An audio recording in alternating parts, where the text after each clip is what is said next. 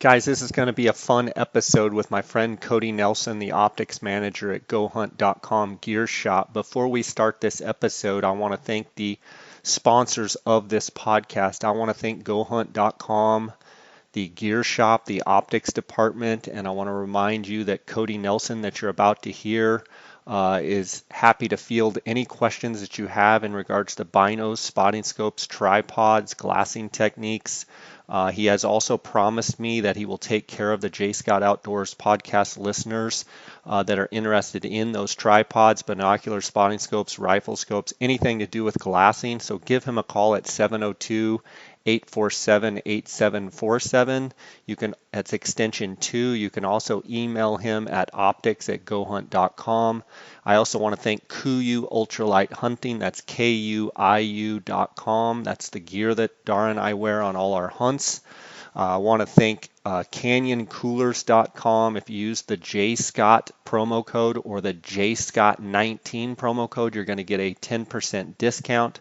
I want to thank Phonescope.com. If you use the JScott19 promo code, you're going to get a 10% discount. All of the photos and videos on my Instagram are through Phonescope. And then Onyx Maps. I want to thank Onyx Maps for their sponsorship. They are offering a 20% discount code to the J Scott Outdoors podcast listeners.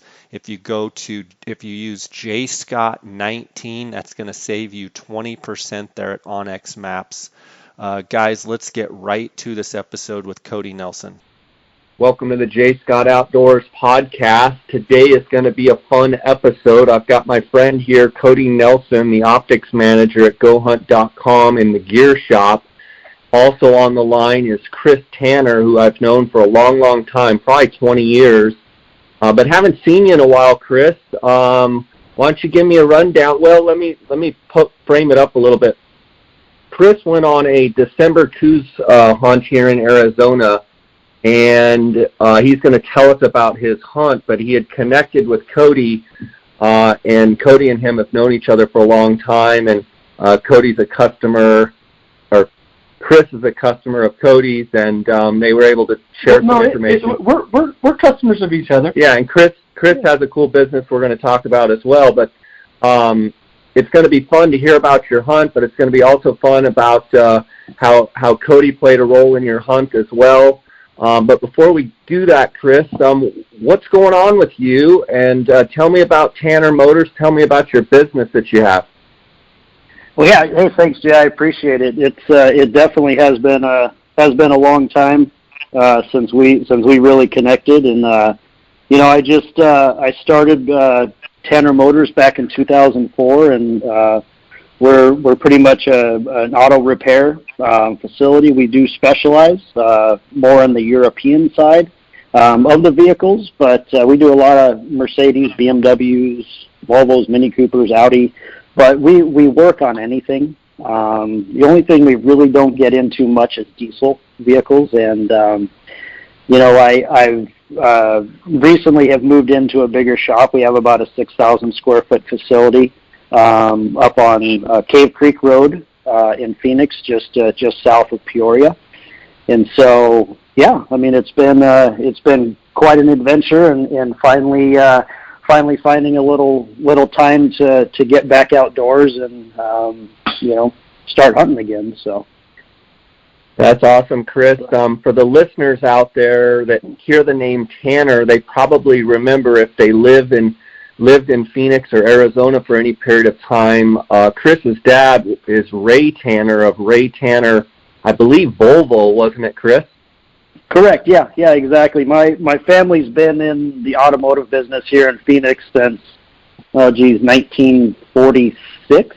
It was when my grandfather originally started with Studebaker, and he was actually partners with I don't know if you guys remember Ray Cordy Chevrolet, but that was actually that my grandmother was a Cordy, and so my grandfather kind of got introduced to the business then, and my dad joined the business after college, and as I joined the business when I finished college as well, and we ended up selling our last dealership in 1998, and then, 99. Then I was as you guys know, in the kind of outdoor world as far as a business goes, and then I started this shop in 2004. So, kind of when it gets in your blood, it's kind of hard to get it out. That's awesome, Chris. So from a repair standpoint, you handle all vehicles, but you have a focus on European vehicles. But that's not to say that if someone has like a Honda minivan. Yes, any type I know of vehicle you can work on. Yeah, absolutely. Yeah, no, we have. Is that your hunting rig, the Honda minivan? No, that's my that was my wife's get around town rig that we nursed along for a little while. Yeah, we had to put her to rest. We finally had to put her to rest, Chris. Yeah, Chris, where are you located? Man.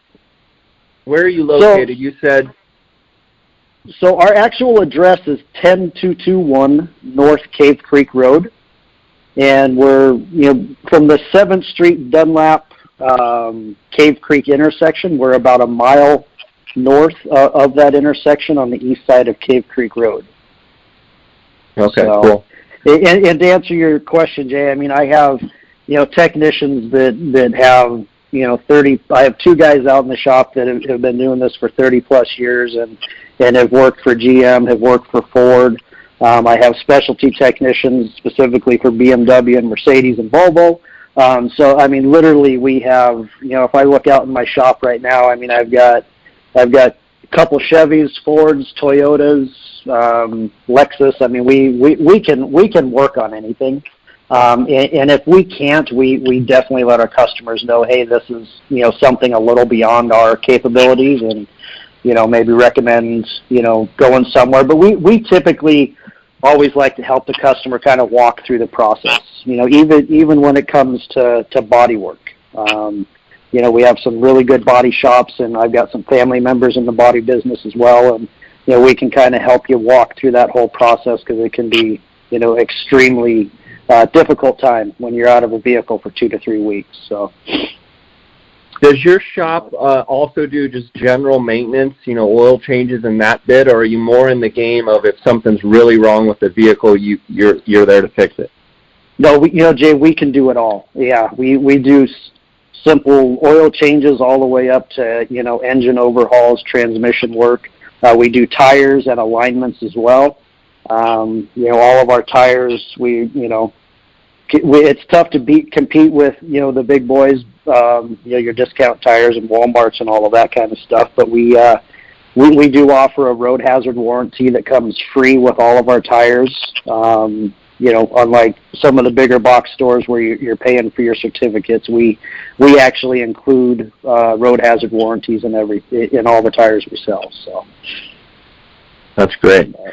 So Chris, you drew a December Coues deer tag. My question would be, how many points, how long it had been since you had last hunted Coues deer, and kind of walk us through your anticipation of, looking at that hunt. I know you had also had an archery elk hunt, I believe, in Unit 23, and got some Instagram messages from you and such, but talk a little bit about that. I mean, you and your family, you guys have been hunters for a long, long time, but specifically with this December Coues tag, talk a little bit about that. Sure. No, absolutely. No, it was, I have 3 boys, ages 16, 12, and 10.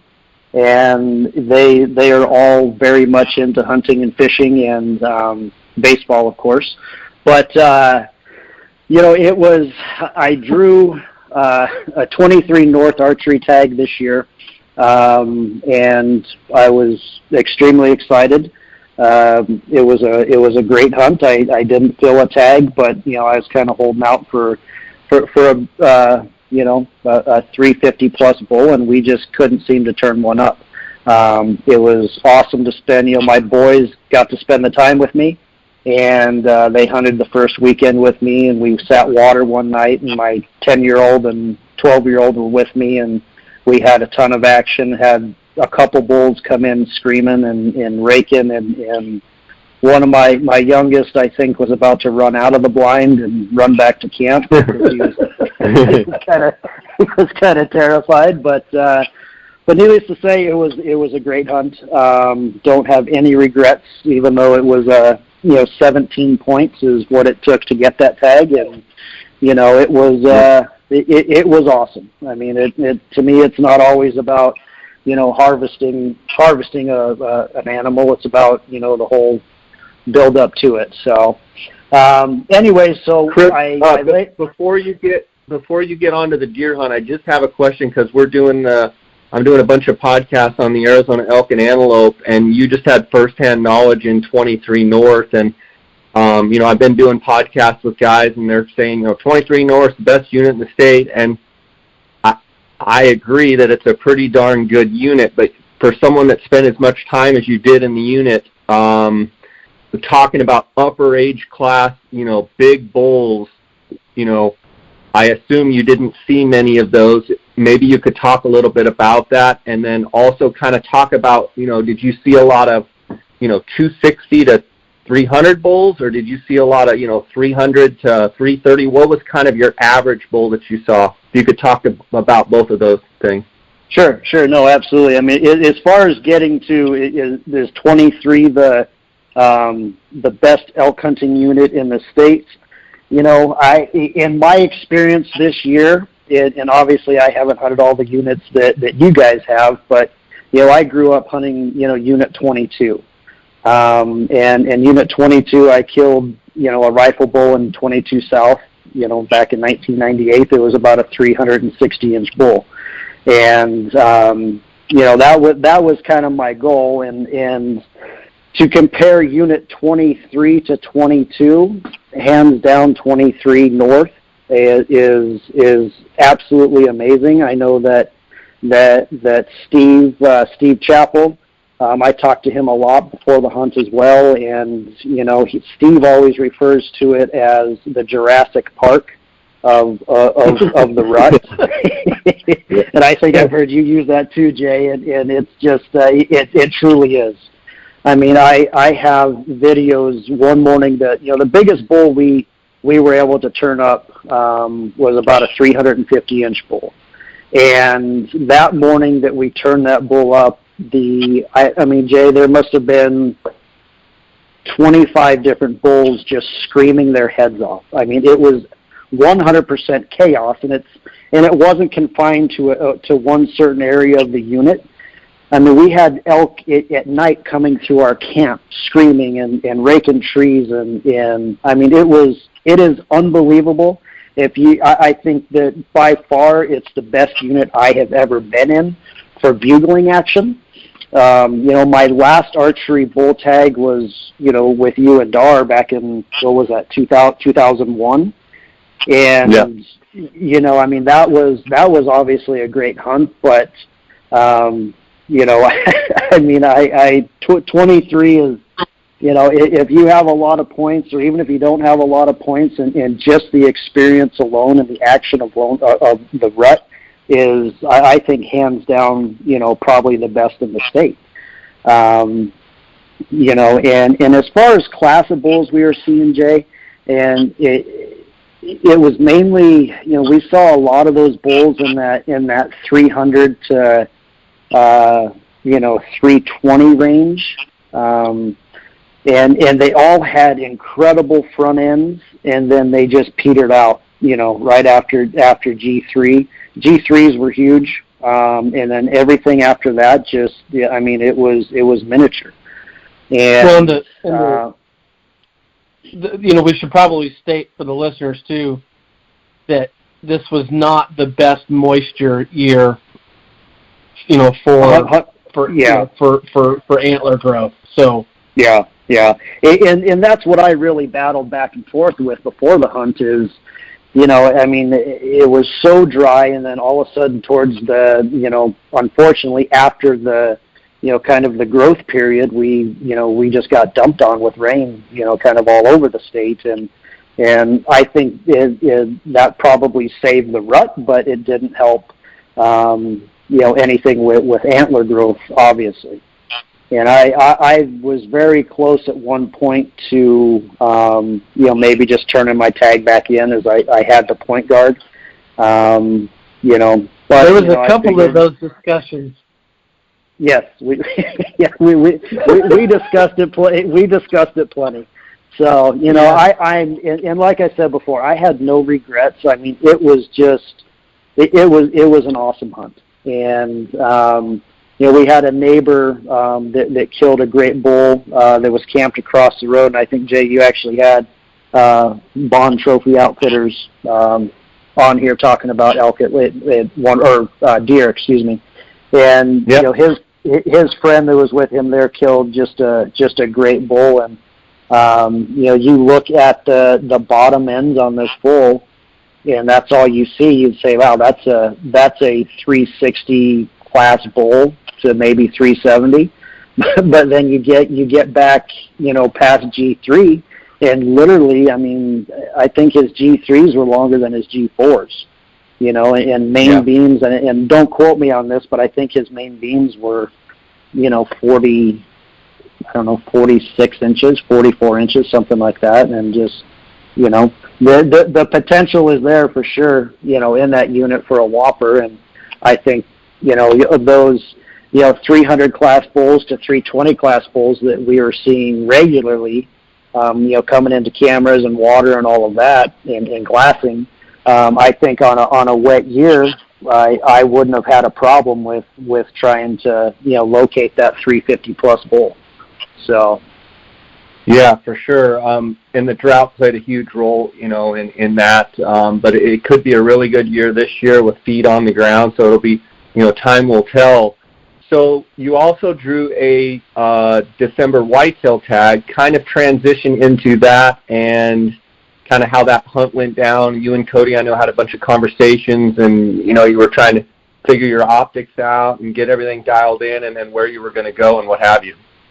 Sure. No, absolutely. We did find out, you know, two of my younger boys drew the youth tag up there as well, in Unit 23. So we got to spend some time up there for that hunt. And, you know, obviously at that time we found out, you know, that my credit cards had gotten hit, and we had, you know, 3 deer tags, and we had, you know, 4 applicants. And, you know, I discovered that I was lucky enough to draw that, you know, 23 December tag. We went to the youth camp back there by Pumpkin Center that was put on by the Arizona Mule Deer Organization, I believe it is. And phenomenal place to go if anybody's out there just getting your kids into hunting. 100% recommend these camps that the Deer Foundation's put on around the state. They're unbelievable. But anyways, my 12-year-old son, it was his first hunt, first animal that he had in his scope, and he dropped him at about 275 yards, just a really nice 2-point mule deer that was in velvet still, so that was really cool. But when I found out that I had drew in the December whitetail tag, I immediately started doing research and, you know, being up, on the elk hunt up in the same area. It was nice to be able to do some scouting or some glassing for elk and deer at the same time. And, unfortunately really didn't turn up anything real big in our scouting, for the elk or hunting for elk. But, you know, I kind of implemented, my Google Earth and Onyx maps and Cody, and, you know, we were able to, you know, put together a good game plan. Unfortunately, Cody and I really weren't able to hook up and hunt together, but, you know, I mean, definitely Cody was the major factor in the success in my hunts. And not only, you know, I've always turned to Cody for, you know, advice on the optics and what to use and all of that. And, you know, kind of being out of the game for a while, it's good to, you know, still have contact with you guys and kind of get the latest and greatest. And, you know, I got a lot of recommendations from you, Jay. I mean, you know, listening to your podcast with Go Hunt, you know, I've used that for the past couple years now, and Onyx maps and phone scope and, you know, the whole 9 yards. I mean, you guys, they're just incredible products that that really help you out these days for hunting and scouting. So, well, and I do believe it worked. It did for work. The better, yes. right? Yes, for the better. Yeah. I was able to finally harvest a buck. My goal going into the hunt was I've never shot a Coues deer over 100 inches, and my biggest one to date was he scores like 99.5, and he's from Mexico, from Sonora, and I've killed 3 other bucks in Arizona up until this year, and nothing has broken that 100-inch mark. And so I set out with that goal in mind, and knowing the unit and getting advice from Cody and you, Jay, on your podcast. I knew it was definitely a doable thing, and I had planned to really commit most of my time for the end of the hunt, the last week of the hunt, just knowing the rut would most likely be kicking off a lot better than the beginning of the hunt. So, after Cody and I sat down multiple times together and went over areas that I had seen some good activity in, and then the areas that Cody, really knows about, and we kind of came up with a game plan, and I left Phoenix about 3:00 in the morning on opening morning to drive up there, and the hunt was on. And it was first day was kind of uneventful. Did see some smaller bucks, and we nothing that was a shooter. Saw a lot of bull elk. And some cows, but morning 2, I was kind of debating on which direction to go, because the directions I was going to go was going to take me an hour and a half to get there, whether I went east or west, and luckily I made the decision to go the right way. Luck plays a part in it sometimes. So I had on this hunt I had my cousin with me, Thaddeus, who's about 18 years old, and he's my little mountain goat, and he's got a pair of eyes on him that it's unbelievable. So he joined me on all 3 of the hunts we had so far this year, or in 2018. He helped on my elk hunt and helped on the kids' junior hunt, and then he was there with me on the whitetail hunt too. And then I had my 10-year-old son with me as well. Unfortunately, my oldest one had finals to study for, and my middle one had a pretty bad arm injury the day before the hunt, so wasn't able to come along. But anyways, the second morning we were up on a little knob that we decided to glass from, and immediately we started spotting deer. And these deer were, we found one buck that was probably about 1.5 miles away from us, and he just you could tell he was a good mature framed buck, and we just couldn't tell how big.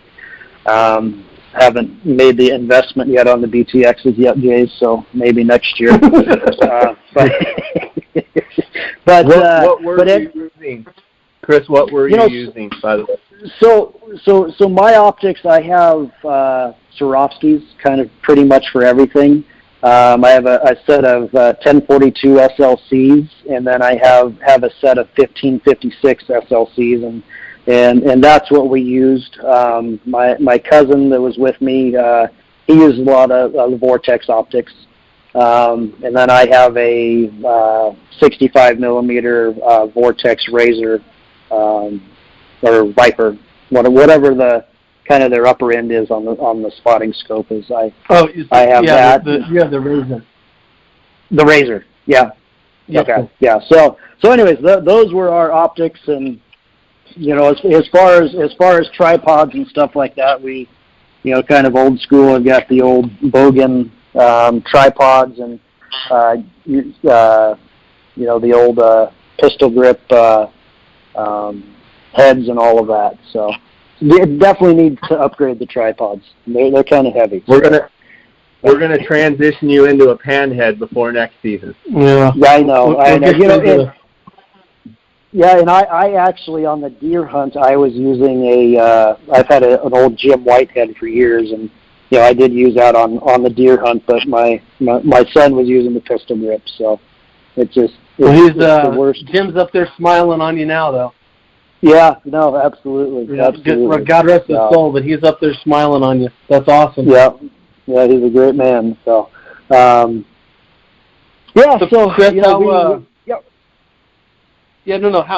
how when you were able to get on him and make a good shot, right? Yes, sir. And you got let's back up. You saw a buck 1.5 miles off. You weren't able to determine what it was. Then what did you do, and how did you proceed from there?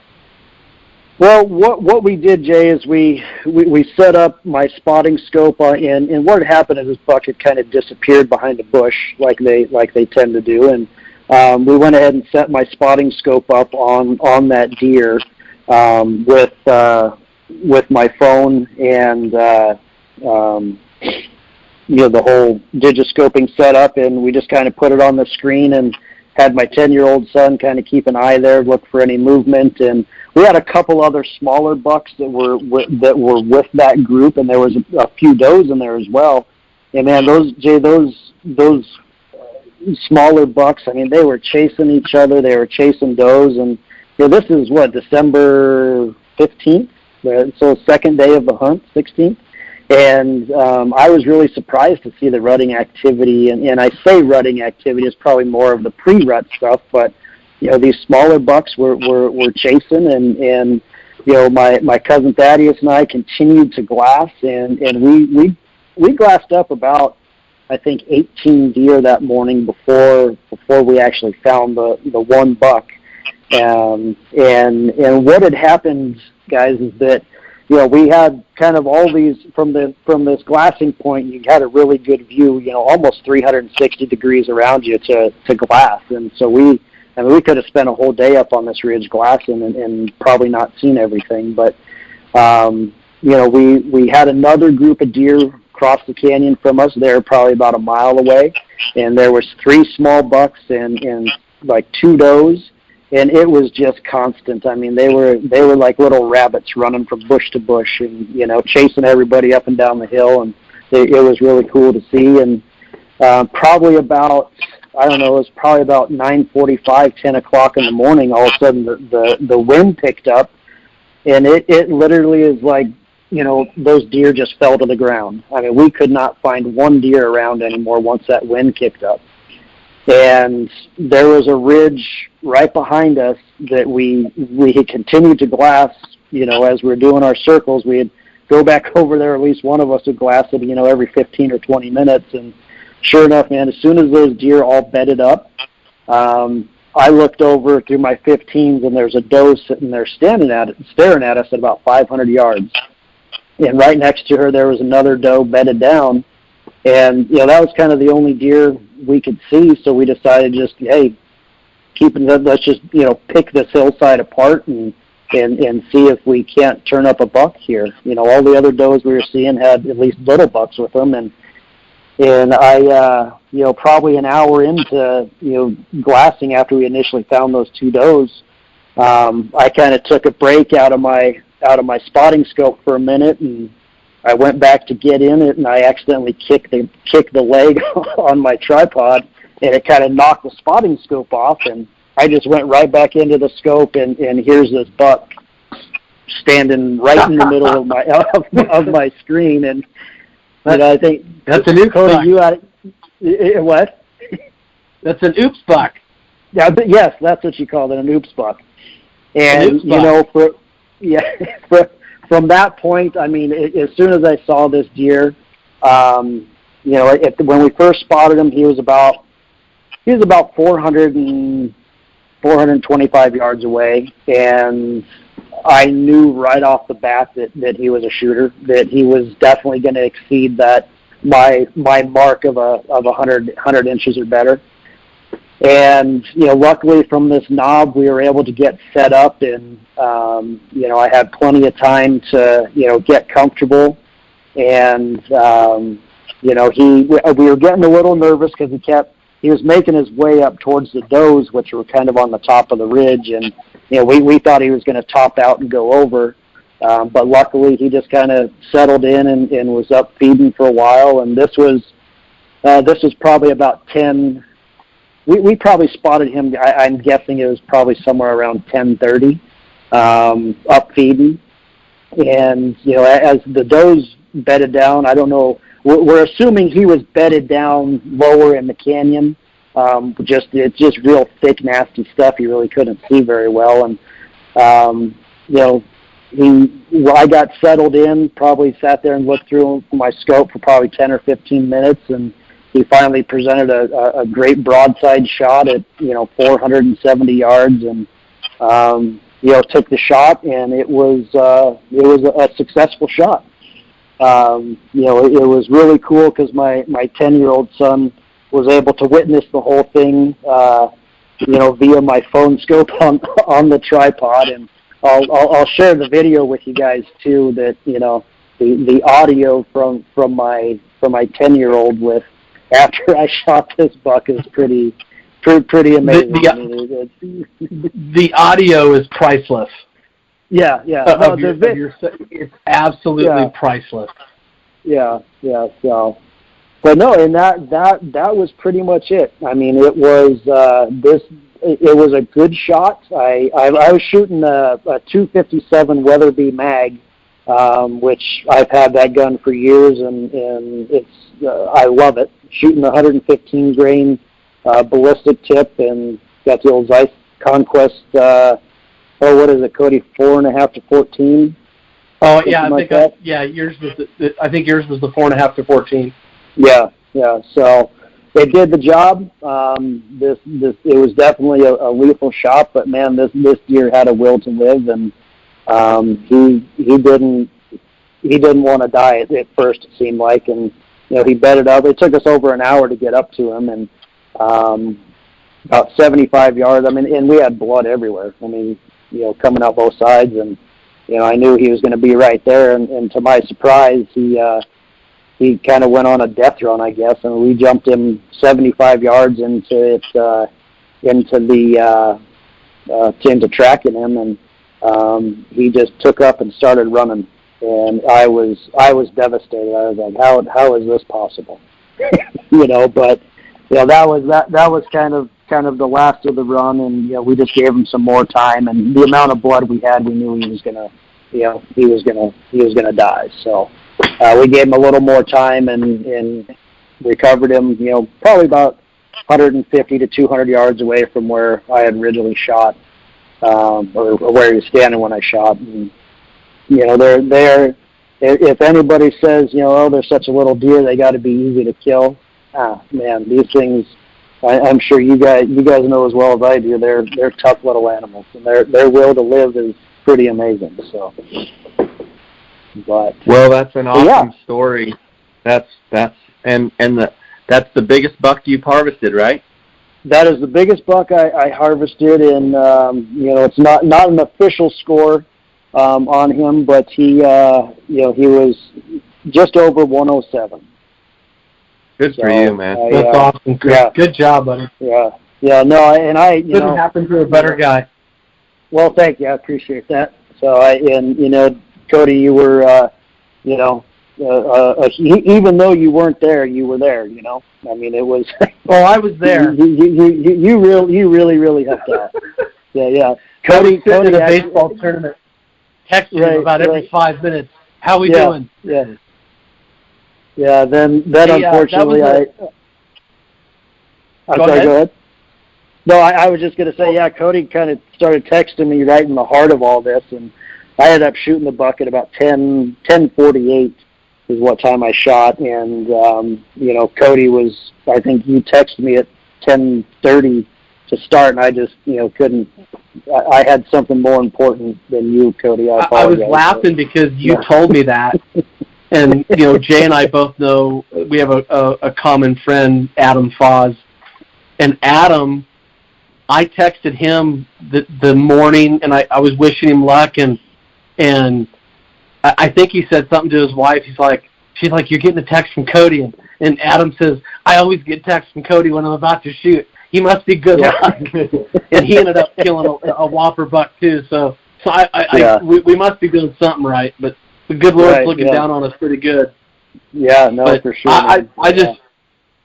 I just appreciate you letting me even help you with what we do. I mean, look, I didn't do anything. I just gave you knowledge of places that I've been and have been good to me over the years. And sure. It's, sometimes you just got to think outside the box a little bit. Yeah. Yep. No, absolutely. You guys did it, and you guys did it right. Absolutely. For sure, man. No, it was amazing.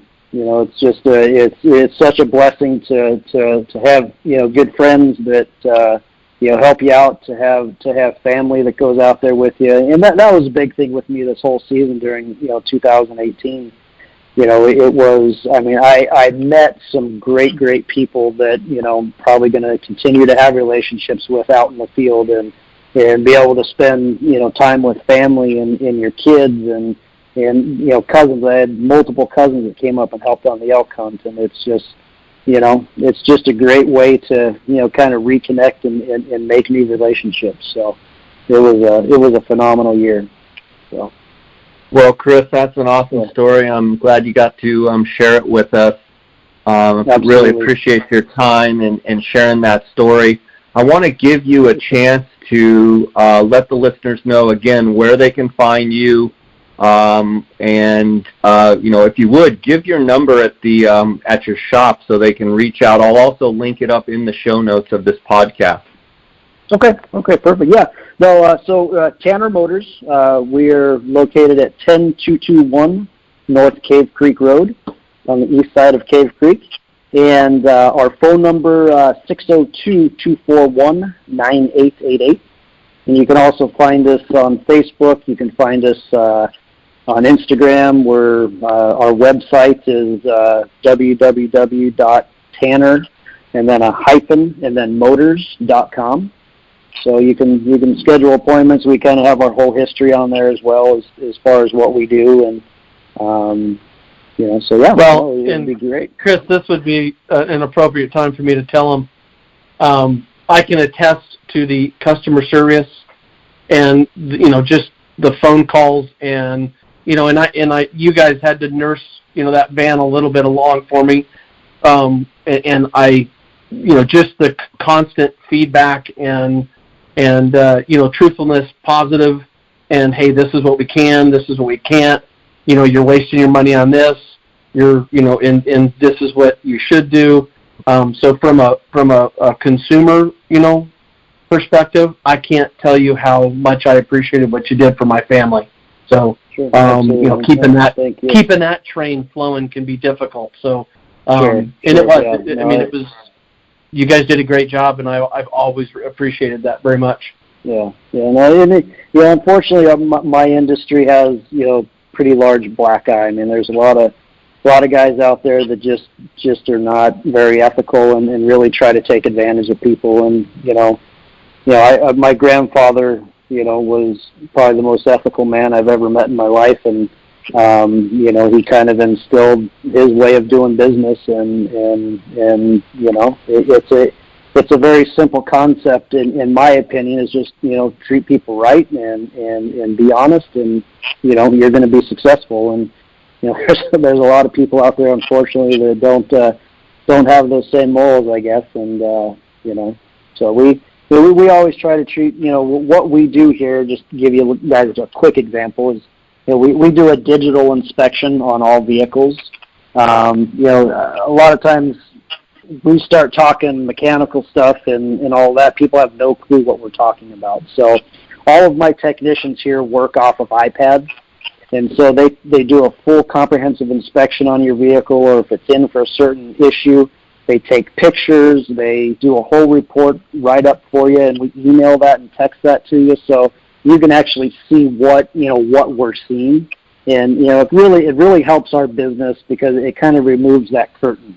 You're seeing exactly what we're seeing on your vehicle, and it's a really cool program that we started using about 3 years ago. So it's a fun business, and yeah, that's about it.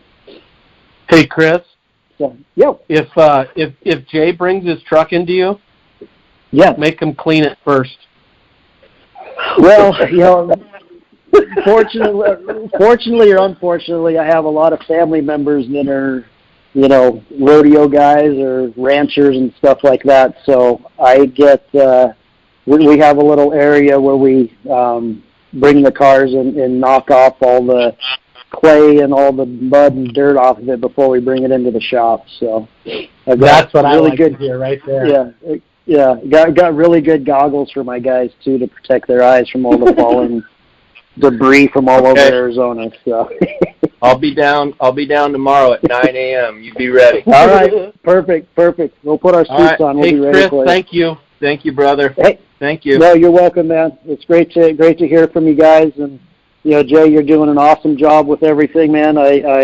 My kids are obsessed with you and all your posts and podcasts. They listen to them all the time, and you're doing an incredible thing with all of your stuff. And Cody, you the same, man. I love the position you're in now, and you're rocking it. So thank you guys very much. Thank you. Thanks for your support, all right, Chris. Have a good one, Chris. You bet. All right, buddy. Take care. All right, guys. You too. Have a happy New Year.